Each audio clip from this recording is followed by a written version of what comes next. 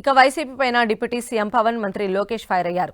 YCP మళ్లీ అధికారంలోకి రాదన్న పవన్ వచ్చినా ఏమీ చేయలేరని సెటైర్లు వేశారు.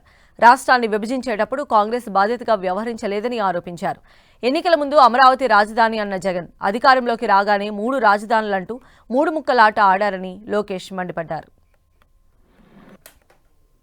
ప్రతి ఒక్కరికి ఇదే భయం ఉంది, మళ్ళీ రేపు పొద్దున వీళ్ళు వస్తే ఏం చేస్తారని. ఏమీ చేయలేరు, రారు, ఏం చేయలేరు. దానికి ప్రతి పెట్టుబడి పెట్టేవాడు, భూమి ఇచ్చిన ప్రతి రైతు, సెంటు భూమి ఇచ్చిన రైతు దగ్గర నుంచి 1,00,000 కోట్లు పెట్టిన మన లక్ష్మీ గారి దాకా ప్రతి ఒక్కరు ఏమడుతుంది, they need stabilities. We have to commit our cells.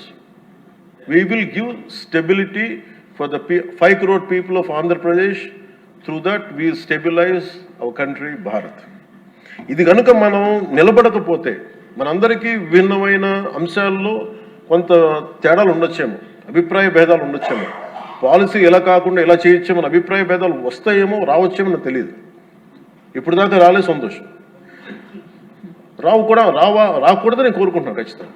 కానీ ఏది ఏమైనప్పటికీ భవిష్యత్తులో మటుకు మనందరం ఒకటే మాట మీద అమరావతి రైతాంగానికి కట్టుబడి ఉండాలి, నిలబడాలి.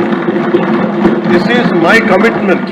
అధ్యక్ష, ఆనాడు అబద్ధం చెప్పి అధికారంలోకి వచ్చిన వ్యక్తి వైఎస్ జగన్మోహన్ రెడ్డి గారు. అధ్యక్ష, ఆనాడు ఆయన అన్నారు, నేను ఈ ప్రాంతంలోనే ఇల్లు కట్టుకుంటున్నాను, అమరావతి రాజధాని ఎక్కడికి వెళ్ళిపోదని ఆయన చెప్పారు. అధ్యక్ష, ఆయనతో పాటు అనేక మంది వైకాపా సభ్యులు కూడా అదే చెప్పారు. అధ్యక్ష, రాజధాని ఎక్కడికి వెళ్ళదు, ఆంధ్ర రాష్ట్రానికి శాశ్వత రాజధాని అమరావతి ఉంటుందని ఆనాడు చెప్పారు. అధ్యక్ష, 151 సీట్లు గెలిచారు. అధ్యక్ష, అబద్ధం చెప్పి గెలిచారు. అధ్యక్ష, గెలిచిన వెంటనే మీరు చూస్తే ఏకంగా ప్లేట్ ఫిరాయించారు, 3 ముక్కల ఆట ప్రారంభించారు. అధ్యక్ష,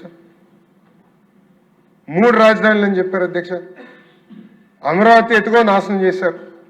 అట్లని ఉత్తరాంధ్రలోనే కట్టారు. అధ్యక్ష, ఒక్క వ్యక్తి బతికేదానికి ఒక ప్యాలెస్ కట్టుకున్నాడు. అధ్యక్ష, 700